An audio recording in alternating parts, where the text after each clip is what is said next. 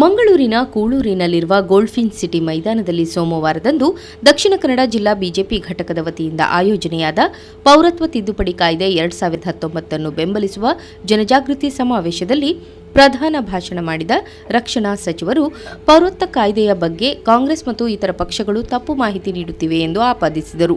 ನಾವು ಯಾರನ್ನೂ ಕೆಣಕುವುದಿಲ್ಲ, ಆದರೆ ಕೆಣಕಿದವರನ್ನ ಬಿಡುವುದಿಲ್ಲ ಎಂದು ಪಾಕಿಸ್ತಾನಕ್ಕೆ ಪರೋಕ್ಷ ಎಚ್ಚರಿಕೆ ನೀಡಿದ ರಕ್ಷಣಾ ಸಚಿವ ರಾಜನಾಥ್ ಸಿಂಗ್, ಇಂದು ಜಾಗತಿಕವಾಗಿ ಆರ್ಥಿಕ ಹಿಂಜರಿತವಿದೆ. ದೇಶದಲ್ಲಿಯೂ ಅದರ ಪ್ರಭಾವ ಇರಬಹುದು, ಆದರೆ ಭಾರತ $5 ಟ್ರಿಲಿಯನ್ ಆರ್ಥಿಕತೆಯಾಗುವತ್ತ ಹೆಜ್ಜೆ ಇಟ್ಟಿದೆ. 2030 ವೇಳೆಗೆ ಭಾರತವು ಅತ್ಯುನ್ನತ 3 ರಾಷ್ಟ್ರಗಳಲ್ಲಿ ಆರ್ಥಿಕತೆಗಳಲ್ಲಿ ಒಂದಾಗಿರುತ್ತದೆ ಎಂದರು. कुछ राजनीतिक पार्टियों का हमें समर्थन प्राप्त है, लेकिन कांग्रेस सहित कुछ राजनीतिक पार्टियां हमारा विरोध कर रही हैं. लेकिन मैं विरोध पक्ष के लोगों से जो कि इस नागरिकता कानून का विरोध कर रहे हैं, मैं उनसे कहना चाहता हूं, आप विपक्षी धर्म का पालन करिए, आप विपक्ष का जो धर्म होता है उसका पालन करिए, लेकिन विपक्ष धर्म के कारण आप राष्ट्र धर्म को मत भूलिए. मैं आपसे यह अपील करना चाहता हूं, राष्ट्र धर्म की अनदेखी नहीं होनी चाहिए. मैं यह विपक्ष के लोगों से अपील करना चाहता हूं.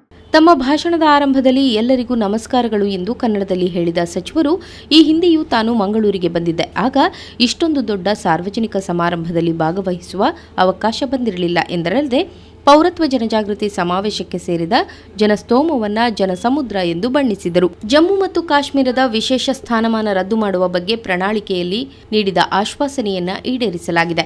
ಅದೇ ರೀತಿ ತ್ರಿವಳಿ ತಲಾಖ್, ಪೌರತ್ವ ಕಾಯ್ದೆಗಳು, ಅಯೋಧ್ಯೆಯಲ್ಲಿ ರಾಮಮಂದಿರ ನಿರ್ಮಾಣ ಚುನಾವಣಾ ಪ್ರಣಾಳಿಕೆಯಲ್ಲಿ ನೀಡಲಾದ ಭರವಸೆಗಳಾಗಿವೆ ಎಂದ ಅವರು, ಕಾಶ್ಮೀರದಿಂದ ಕಾಶ್ಮೀರಿ ಪಂಡಿತರು ಜೀವ ಭಯದಿಂದ ಓಡಿ ಬರುವಾಗ ಕಾಂಗ್ರೆಸ್ಗೆ ಯಾಕೆ ಕಾಳಜಿ ಇರಲಿಲ್ಲ ಎಂದು ಪ್ರಶ್ನಿಸಿದರು. ತಮ್ಮ ಭಾಷಣದಲ್ಲಿ ಕಾಂಗ್ರೆಸ್ ಅನ್ನು ದೂಷಿಸಿದ ರಕ್ಷಣಾ ಸಚಿವರು, ಭಾರತದ ವಿಭಜನೆಗೆ ಕಾಂಗ್ರೆಸ್ ಕಾರಣ ಎಂದರು. ಜಮ್ಮು ಮತ್ತು ಕಾಶ್ಮೀರವನ್ನು ಅದ್ಭುತ ರೀತಿಯಲ್ಲಿ ಅಭಿವೃದ್ಧಿ ಮಾಡಲಾಗುತ್ತದೆ. ಇದರಿಂದ ಪಾಕ್ ಆಕ್ರಮಿತ ಕಾಶ್ಮೀರದ ಜನತೆ ತಾವು ಭಾರತದ ಭಾಗವಾಗಬೇಕು ಎಂದು ಹೇಳುವ ದಿನ ಬರಬಹುದು ಎಂದರು. ಭಾರತ के कॉन्स्टिट्यूशन में एक टेम्पररी प्रोविजन है जो जम्मू कश्मीर को स्पेशल स्टेटस देता है, उसे समाप्त करेंगे. हमने आनंद फानन में कोई काम नहीं किया है, हमने जल्दबाजी में कोई काम नहीं किया है.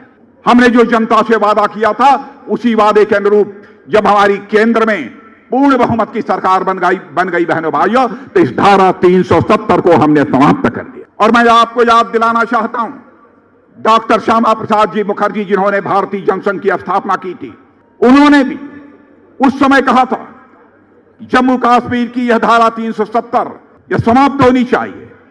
उस समय कांग्रेस के दोस्तों ने कहा, बहुत सारे हमारे संविधान निर्माताओं ने भी यह बात कही थी कि यह तो भारत के संविधान का एक टेम्पररी प्रोविजन है, यह स्वयं ही घिसते घिसते समाप्त हो जाएगा. केवल उन्होंने ही यह बात नहीं कही थी, बल्कि पंडित जवाहरलाल नेहरू ने भी यह बात कही. ದಕ್ಷಿಣ ಕನ್ನಡ ಜಿಲ್ಲಾ ಉಸ್ತುವಾರಿ ಸಚಿವರಾದ ಕೋಟಾ ಶ್ರೀನಿವಾಸ ಪೂಜಾರಿ, ರಾಜ್ಯ ಬಿಜೆಪಿ ಅಧ್ಯಕ್ಷ ನಳಿನ್ ಕುಮಾರ್ ಕಟೀಲ್, ಕೇಂದ್ರ ರಾಸಾಯನಿಕ ಸಚಿವ ಡಿವಿ ಸದಾನಂದಗೌಡ, ಸಂಸದೆ ಶೋಭಾ ಕರಂದ್ಲಾಜೆ, ಶಾಸಕರಾದ ವೇದವ್ಯಾಸ ಕಾಮತ್, ಭರತ್ ಶೆಟ್ಟಿ, ಅಂಗಾರ, ರಘುಪತಿ ಭಟ್, ಸುನೀಲ್ ಕುಮಾರ್ ಮತ್ತಿತರರು ಪಾಲ್ಗೊಂಡಿದ್ದರು.